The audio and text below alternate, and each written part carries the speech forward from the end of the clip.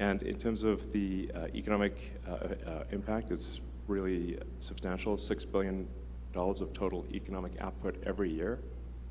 So we've also put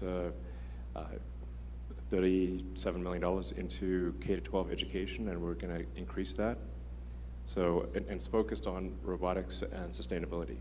So, yeah.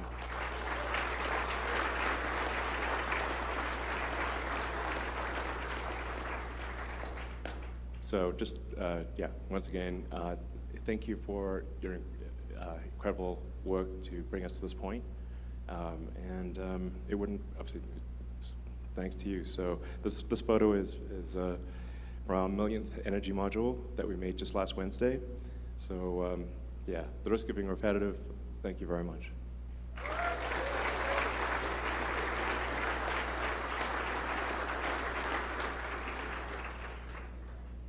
Now, all of that was just the beginning. Well, phase one, at least. And so what we're announcing today is a massive additional investment. And here's a sneak peek of what the factory will look like.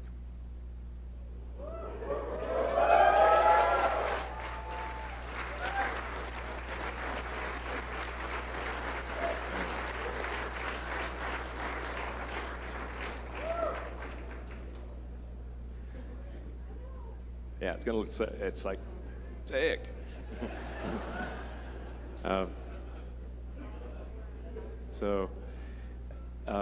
I mean, one of the other things that's really cool is we actually achieved our production goals with basically about half of the space we thought would be needed.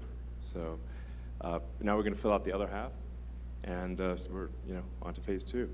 So we're going to be investing. And I should say these are conservative numbers, so we expect to exceed these numbers. I think we'll end up investing over $4 billion. We're adding another 4 million square feet of manufacturing space, and at least 3,000 jobs, direct jobs, and I think it'll probably end up being more than that. These are conservative estimates. So, yeah.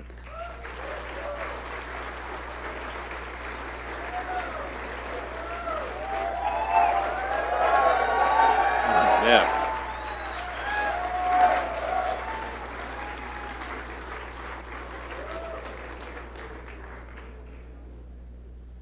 So yeah, so we're going to do our high volume semi-truck manufacturing here, and then we're also going to be adding 100 gigawatt hours of Tesla 4680 cell manufacturing here.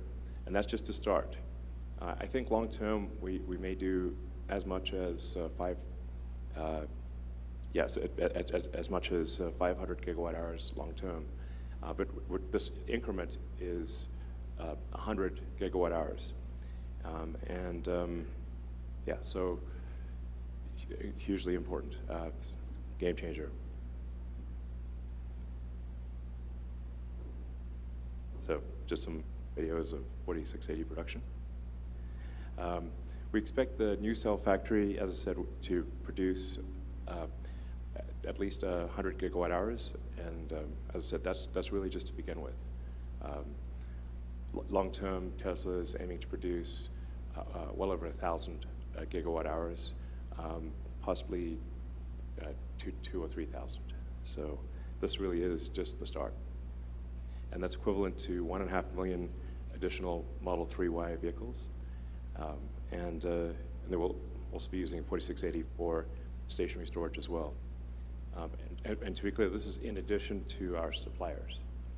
So when you think about the fact that there's 2 billion cars and trucks on the road globally, obviously you've got to build a lot of electric vehicles to replace all the gasoline-powered vehicles. And then about as much as what, again, is needed for stationary storage for sustainable energy. So,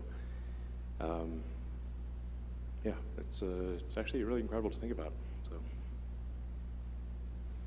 and yeah, some people have said this is impossible, but you can drive it. Although, so.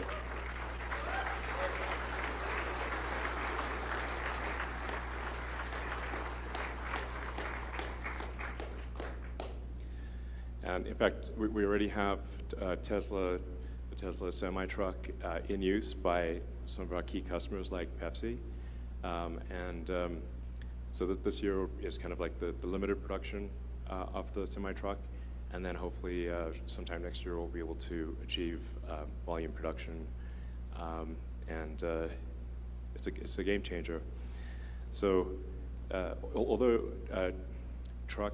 semi-trucks are only about 1% of the vehicles, they're actually responsible for 20% of the emissions. So it's a much bigger effect than you'd think if you just looked at the number of vehicles. It's an essential part of a sustainable energy future. And this is a beast. You can see it hauling ass up the mountain there. Pretty cool. So.